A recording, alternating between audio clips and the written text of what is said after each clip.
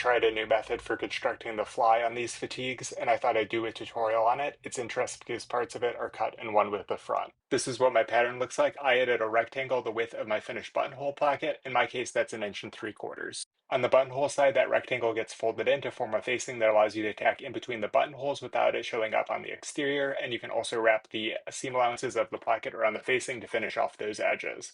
On the button side, the whole rectangle gets folded in to become the button extension.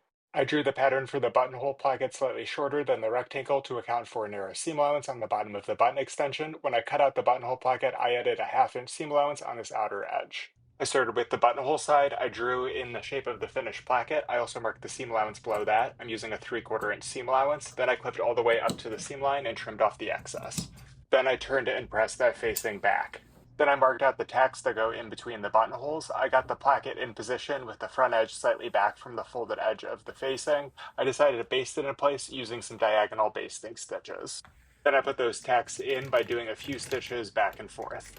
Then I trimmed down the seam allowance of one of the layers of the buttonhole placket right up against the edge of the facing. I stepped a 1/4 inch back from the front edge of the placket so I wouldn't have a raw edge there. And then I put in a row of gathering stitches around the curved section of the edge. And then I turned and pressed the seam allowance of the buttonhole placket around the facing. When I got to the curved section at the bottom, I drew up those gathering stitches to help it curve around that edge. Then, starting at the center front, I stitched all the way around the edge of the buttonhole placket to finish it off. I did one line of stitching here. Moving on to the button side, first I drew in the seam allowance at the bottom of the extension, then I marked in half the seam allowance, and then I clipped at an angle into that corner. Then I turned and pressed a 1/4 inch seam allowance under at the center front, and then I turned and pressed up the seam allowance at the bottom of the extension, and then I turned and pressed the extension to the wrong side.